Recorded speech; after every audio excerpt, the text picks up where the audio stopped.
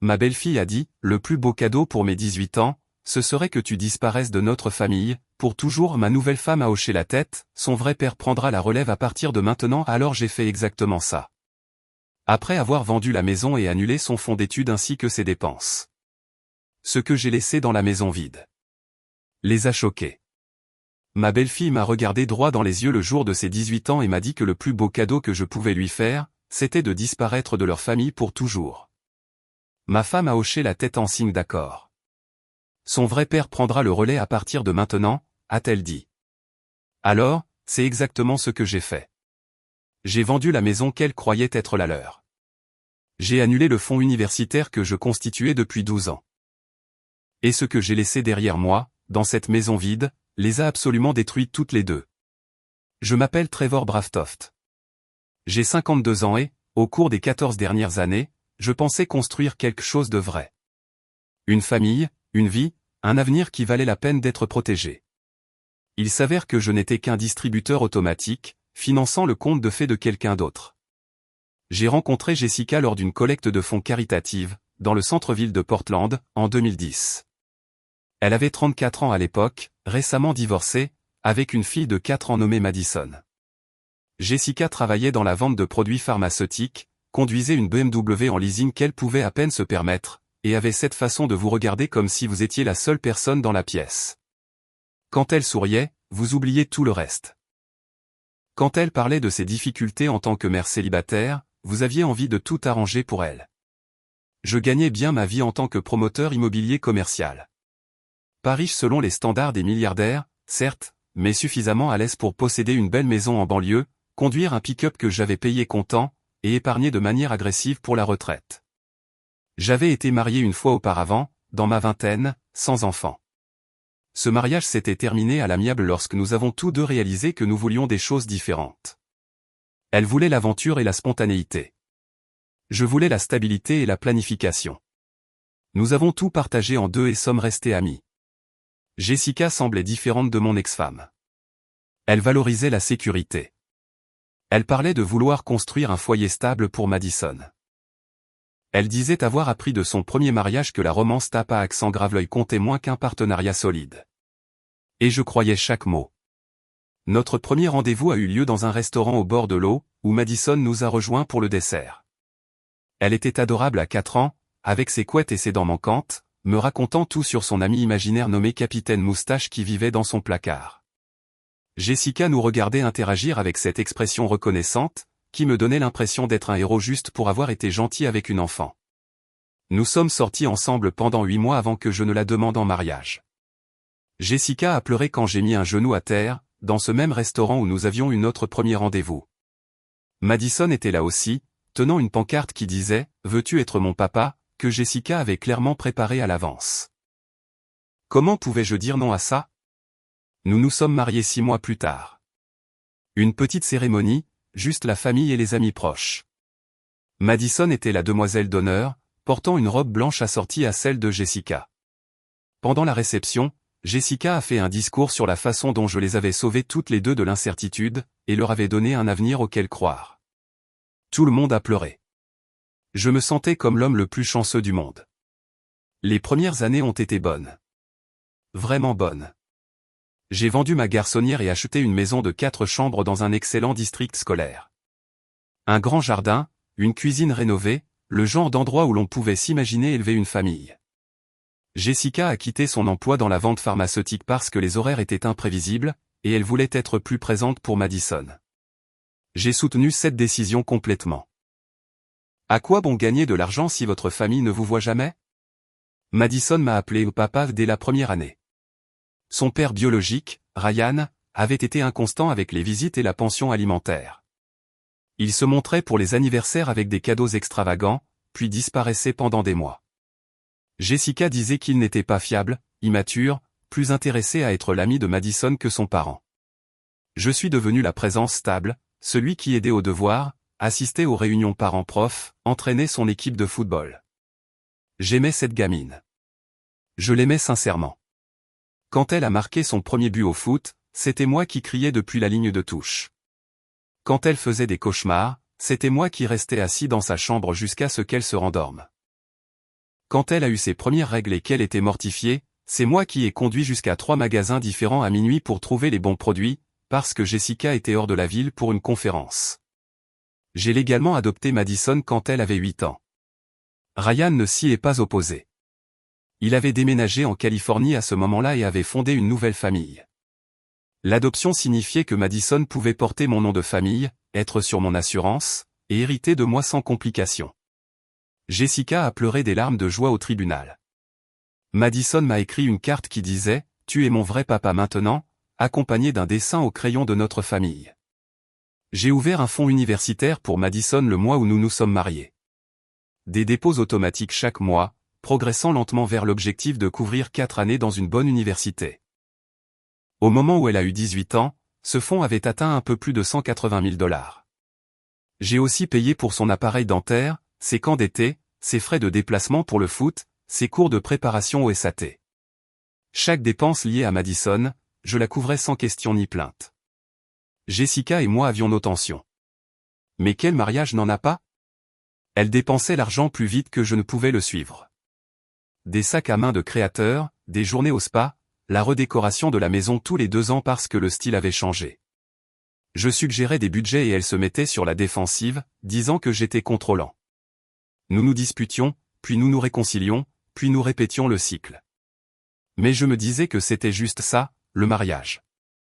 On traverse les moments difficiles. Le vrai problème a commencé il y a environ 2 ans, lorsque Madison a eu 16 ans.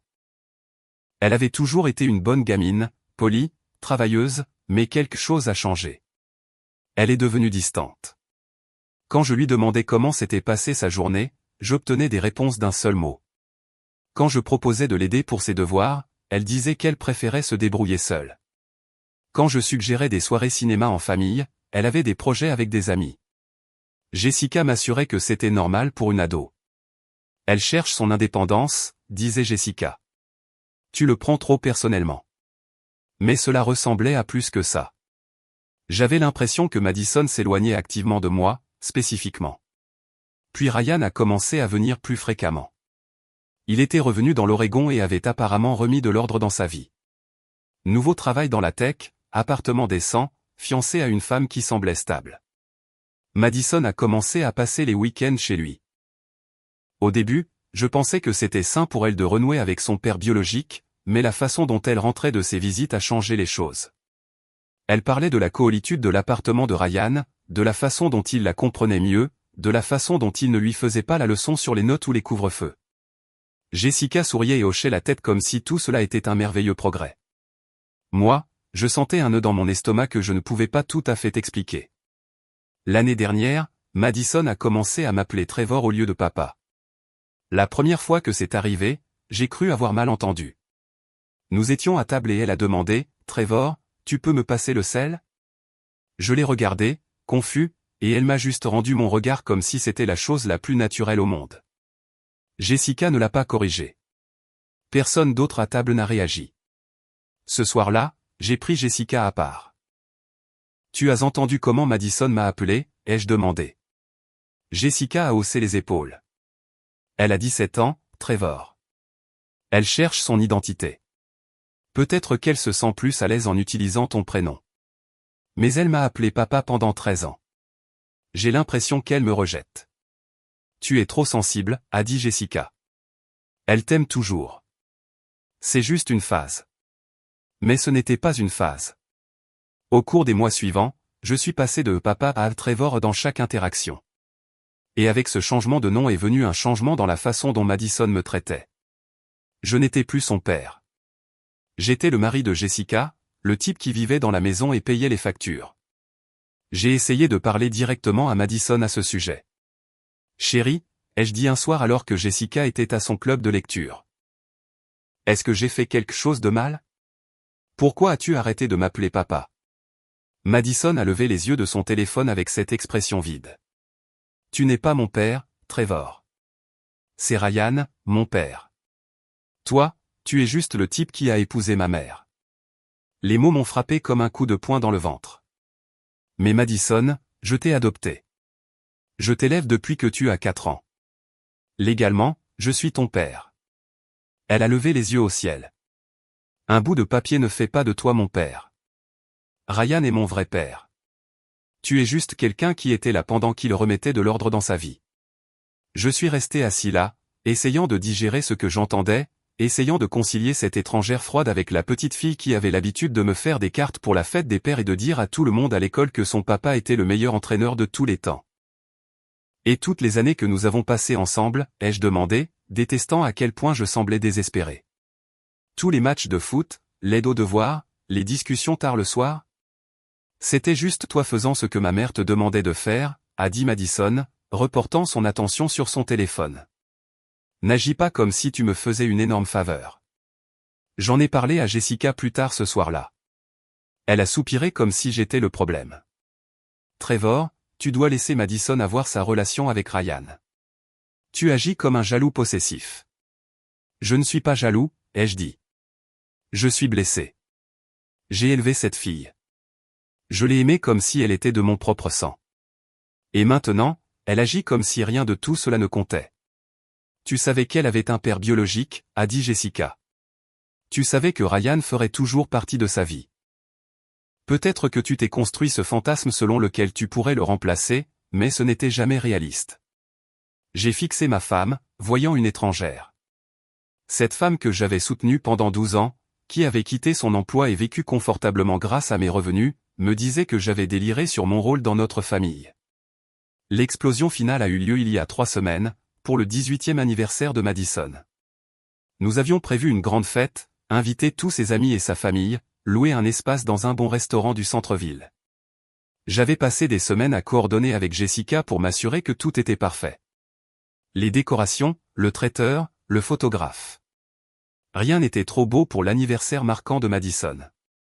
Ryan s'est présenté à la fête avec sa fiancée, Amber. Ils ont apporté une enveloppe que Madison a ouverte juste là, devant tout le monde. À l'intérieur se trouvaient les clés d'une voiture. Une Honda Civic flambant neuve, blanche avec un nœud rouge sur le dessus, garée juste devant le restaurant. Madison a crié d'excitation et a serré Ryan si fort qu'elle l'a soulevé du sol. Tout le monde a applaudi et pris des photos pendant que Ryan se prélassait dans la gloire d'être le papa généreux qui offrait le gros cadeau. J'avais offert à Madison un ordinateur portable pour l'université, un MacBook Pro haut de gamme, plus un chèque de $500 pour les manuels scolaires. Des cadeaux pratiques, des cadeaux utiles, le genre de présent qu'un parent responsable offre. Mais comparé à une voiture, mes cadeaux avaient l'air pathétiques, et tout le monde le savait. Plus tard dans la soirée, après le départ de la plupart des invités, Madison était dehors en train d'admirer sa nouvelle voiture avec un groupe d'amis. J'étais à l'intérieur en train de régler la note lorsque Jessica s'est approchée de moi avec Ryan et Amber. Trevor, a dit Jessica, avec cette voix, ce ton prudent que les gens utilisent quand ils sont sur le point de dire quelque chose de terrible. Ryan et moi avons discuté, et nous pensons qu'il est temps d'avoir une conversation honnête sur la dynamique familiale. J'ai regardé les trois, ma confusion étant évidente. Quelle dynamique familiale ? Eh bien, a continué Jessica, jetant un coup d'œil à Ryan pour obtenir du soutien. Madison a 18 ans maintenant. C'est une adulte, et elle a clairement fait savoir qu'elle voulait que Ryan soit sa figure paternelle principale à l'avenir. Si vous appréciez cette histoire jusqu'à présent, prenez un moment pour vous abonner à la chaîne, cliquez sur le bouton j'aime, et laissez un commentaire ci-dessous pour partager vos pensées. Votre soutien m'aide à continuer à vous apporter ces histoires puissantes. Maintenant, revenons à ce qui s'est passé ensuite. Ryan s'est avancé, posant sa main sur l'épaule de Jessica comme s'ils formaient une équipe. Écoute, Trevor, tu as été génial au fil des ans. Tu as vraiment assuré quand je traversais mes problèmes, mais Madison a fait son choix. Elle me veut dans sa vie en tant que père. Et honnêtement, ce serait peut-être plus facile pour tout le monde si tu prenais un peu de recul. J'ai regardé Jessica, attendant qu'elle me défende, qu'elle leur rappelle que c'était moi qui avais élevé Madison pendant 14 ans. Mais elle a juste hoché la tête, en accord avec les mots de Ryan. Trevor, a dit Jessica doucement, tu dois comprendre cela du point de vue de Madison. Elle renoue avec son père biologique. Ce lien est important. Et avec son départ imminent pour l'université, il est peut-être temps de reconnaître que ton rôle dans sa vie est en train de changer. Changer comment, ai-je demandé, la voix serrée. Je suis son père légal. Je l'ai soutenu toute son enfance. J'ai tout payé. Est-ce que cela cesse simplement de compter parce que Ryan a décidé de se montrer à nouveau? Madison est apparue dans l'encadrement de la porte. Elle avait dû entrer depuis le parking. Elle avait clairement entendu la conversation. C'est exactement pour ça qu'on doit avoir cette discussion, a-t-elle dit en croisant les bras. Trevor, tu agis comme si on te devait quelque chose parce que tu as dépensé de l'argent pour moi. Mais personne ne t'a demandé de faire ça. Maman aurait pu se débrouiller sans toi. Les mots continuaient de venir, chacun pire que le précédent. Tu étais juste pratique, a continué Madison. Un revenu stable, une belle maison dans un bon quartier. Mais ça ne fait pas de toi mon père. Ryan est mon père. Il l'a toujours été. Tu étais juste là pour combler le vide en attendant qu'il puisse être le parent que je méritais. Jessica a tendu la main vers la mienne, mais je me suis reculé. Trevor, chérie, Madison essaie juste d'être honnête sur ses sentiments. Nous pensons que ce serait mieux pour tout le monde si tu nous donnais un peu d'espace. Laisse Ryan et Madison construire leur relation sans complications. Quel genre d'espace, ai-je demandé. Jessica a échangé un regard avec Ryan, puis s'est retournée vers moi. La maison, Trevor. Nous pensons que tu devrais déménager. Laisse Ryan emménager. Lui et Madison ont besoin de temps pour renouer correctement, et c'est juste gênant avec toi ici. Le restaurant m'a soudain semblé trop petit, trop chaud. Ma femme et ma belle-fille me demandaient de quitter ma propre maison pour que l'ex-mari de Jessica puisse emménager, et elles agissaient comme si c'était une demande raisonnable. C'est ma maison, ai-je dit lentement. Je l'ai achetée. Je paie l'hypothèque. Vous voulez que je vous la donne, juste comme ça? Jessica a soupiré. C'est ça le problème, juste là. Tout est une question d'argent avec toi. C'est censé être à propos de ce qui est le mieux pour Madison. Madison s'est approchée, le visage froid et déterminé. Tu veux savoir ce qui serait le mieux pour moi, Trevor? Le plus beau cadeau que tu pourrais me faire pour mes 18 ans, c'est de disparaître de notre famille pour toujours. Signe juste les papiers qu'il faut signer et laisse-nous avancer sans toi. J'ai regardé ma femme, attendant qu'elle corrige Madison, qu'elle lui dise qu'elle était allée trop loin. Au lieu de cela, Jessica a hoché la tête. Son vrai père prendra le relais à partir de maintenant, Trevor. Tu en as fait assez. Nous serons toujours reconnaissants pour ton soutien, mais Madison a fait son choix. Ryan et moi devons la coparenter pendant l'université maintenant. Tu ne vas faire que compliquer les choses. Quelque chose en moi est devenu très froid, et très clair à cet instant. Je les ai regardés chacun leur tour. Madison avec son ricanement suffisant. Jessica avec son expression coupable mais déterminée. Ryan essayant d'avoir l'air compatissant tout en étant clairement ravi de ce développement. Bien, ai-je dit calmement. Si c'est ce que vous voulez, je vais disparaître. Madison a souri comme si elle avait gagné. Bien. Ça rend tout plus facile.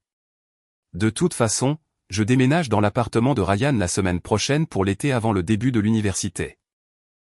Quand je reviendrai pour les visites, je ne veux pas te voir ici. J'ai hoché la tête lentement, calculant déjà dans ma tête. La maison était uniquement à mon nom. Jessica n'avait jamais contribué à l'hypothèque.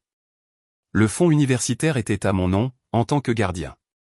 Chaque actif que nous avions accumulé pendant le mariage était lié à mes revenus. Je vais m'occuper de tout, leur ai-je dit. Vous n'aurez pas à vous soucier de ma présence. Jessica a eu l'air soulagée. Merci d'être compréhensif à ce sujet. Je sais que c'est dur, mais tu verras que c'est mieux pour tout le monde. On peut rester amis, Trevor. Ça n'a pas besoin d'être laid. Le trajet pour rentrer à la maison ce soir-là a été le plus long de ma vie. Non pas à cause de la distance, mais parce que je traitais 14 années de souvenirs à travers une lentille complètement différente. Chaque sacrifice que j'avais fait. Chaque dépense que j'avais couverte. Chaque fois que j'avais fait passer les besoins de Madison avant mes propres désirs, tout cela n'avait rien signifié. J'étais jeté comme un appareil électroménager obsolète. Quand nous sommes rentrés, Jessica est allée directement se coucher, épuisée par la fête. Madison était encore sortie avec des amis, célébrant probablement sa nouvelle voiture et l'éviction réussie du beau-père gênant. Je me suis assis dans mon bureau à domicile et j'ai commencé à passer des appels. Le premier appel a été pour mon avocat en droit immobilier, Steven, que je connaissais depuis 15 ans grâce à diverses transactions immobilières. Steven, ai-je dit quand il a répondu, je dois vendre ma maison rapidement, et je dois m'assurer que la vente soit inattaquable. Le lendemain matin, je me suis réveillé avant Jessica et j'ai commencé à exécuter mon plan. J'avais passé la nuit à analyser les implications juridiques et financières de tout cela.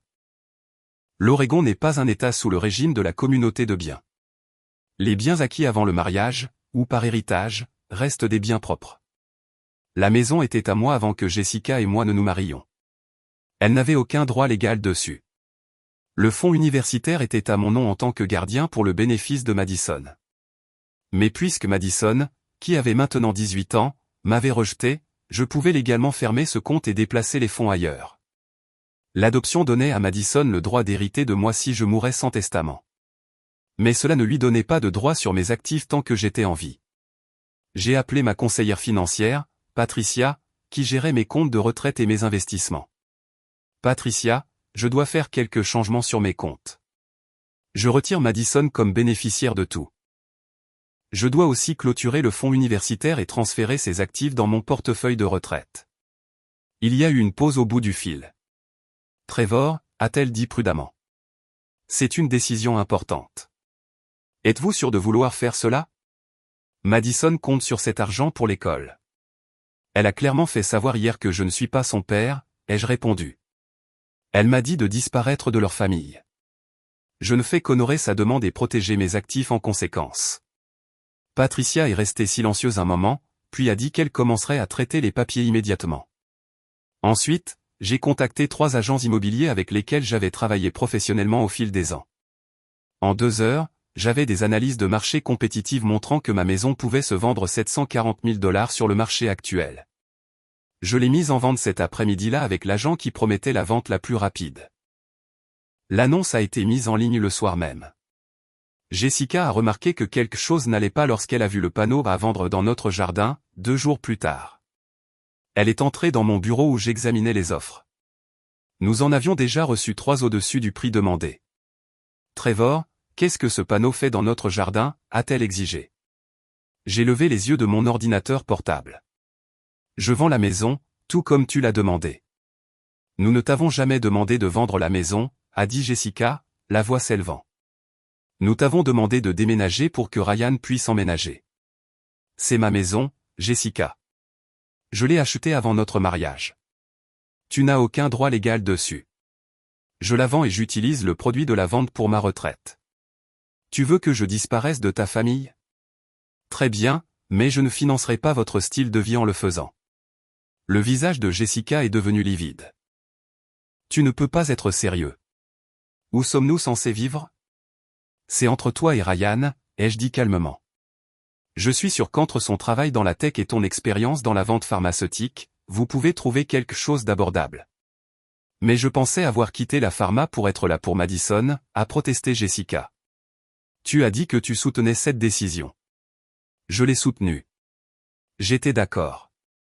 Quand je pensais que nous construisions une famille ensemble, mais Madison a clairement fait savoir que je ne suis pas sa famille. Tu étais d'accord avec elle. Alors maintenant, tu peux te soutenir toi-même. Jessica a commencé à pleurer. Trevor, s'il te plaît, ne fais pas ça.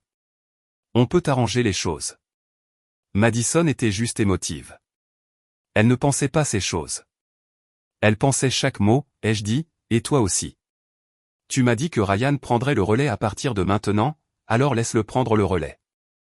Qu'il prenne tout. Au cours de la semaine suivante, le chaos a éclaté dans la maison. Madison a découvert la vente quand l'un de ses amis a vu l'annonce en ligne et la lui a envoyée. Elle est arrivée en trombe dans mon bureau, hurlant que je gâchais sa vie. Tu vends notre maison, a crié Madison. Où suis-je censé rentrer pendant les vacances universitaires? Tu m'as dit que tu emménageais avec Ryan, lui ai-je rappelé. Tu as dit que tu ne voulais pas me voir ici. Je m'assure simplement que cela arrive en veillant à ce qu'il n'y ait plus de vie ici ou revenir. Mais c'est ma maison, a-t-elle pleuré. J'ai grandi ici. Tous mes souvenirs sont ici. C'est drôle, ai-je dit sans lever les yeux de mon ordinateur. Quand tu voulais que je parte, ce n'était qu'une maison. Maintenant que tu la perds, c'est soudainement ton foyer plein de précieux souvenirs. Il faut savoir, Madison. Elle n'avait pas de réponse à cela. Jessica a essayé une approche différente. Elle est venue me voir avec une proposition. Trevor, et si on mettait la maison à nos deux noms? Comme ça, Madison pourrait en hériter un jour, et tu pourrais toujours partir si c'est ce que tu veux. Non, ai-je dit simplement. La maison est déjà sous contrat. La conclusion de la vente est dans 3 semaines. Les acheteurs étaient un jeune couple avec des jumeaux, payant comptant, sans condition de financement. Ils voulaient une vente rapide, et j'étais heureux de les satisfaire. Les parents de Jessica s'en sont mêlés, m'appelant pour me faire la leçon sur les obligations familiales et les valeurs chrétiennes. Son père, qui avait toujours été cordial mais distant, avait soudain des opinions tranchées sur mes responsabilités de mari et de beau-père. « Tu as pris des engagements, Trevor » a-t-il dit sur haut-parleur avec Jessica assise juste là. « Tu ne peux pas simplement abandonner ta famille à cause d'un drame d'adolescente. »« Je n'ai abandonné personne, ai-je répondu. On m'a demandé de disparaître. On m'a dit que je n'étais pas de la famille. Je respecte simplement leurs souhaits et je protège mon avenir financier. » La mère de Jessica est intervenue. « Mais qu'en est-il de l'université de Madison? Tu as prévu ça depuis des années. Tu ne peux pas juste lui enlever ça. Le fonds universitaire était mon cadeau à une fille qui me voulait dans sa vie, ai-je expliqué. Madison a clairement fait savoir qu'elle avait un père et que ce n'était pas moi. Ryan peut financer son éducation. C'est ce que font les pères. Le véritable effondrement a eu lieu lorsque Madison a reçu la lettre de mon avocat, l'informant officiellement que le fonds universitaire avait été clôturé et les actifs redistribués. Elle était chez Ryan quand elle l'a ouverte et a immédiatement appelé Jessica, hystérique. Madison et Ryan se sont présentés à la maison ce soir-là, exigeant de me parler. Je les ai rencontrés dans le salon où les cartons étaient déjà emballés pour mon déménagement. « Tu ne peux pas faire ça », a dit Ryan, essayant d'avoir l'air autoritaire. Cet argent était pour l'éducation de Madison. Tu as promis de la soutenir pendant l'université. J'ai promis de soutenir ma fille, ai-je corrigé. Madison m'a informé qu'elle n'était pas ma fille. Elle a un père, et apparemment, c'est toi. Alors maintenant, tu as l'occasion d'être le père qui paie pour l'université. Félicitations. Mais je n'ai pas ce genre d'argent de côté, a protesté Ryan. Je suis juste en train de me remettre sur pied financièrement. Ça ressemble à un problème que le père de Madison doit résoudre, ai-je dit. Lequel, encore une fois, vous avez tous clairement indiqué être toi, pas moi. Madison pleurait maintenant. De vraies larmes, pas le genre manipulateur. Trevor, s'il te plaît. Je suis désolé pour ce que j'ai dit.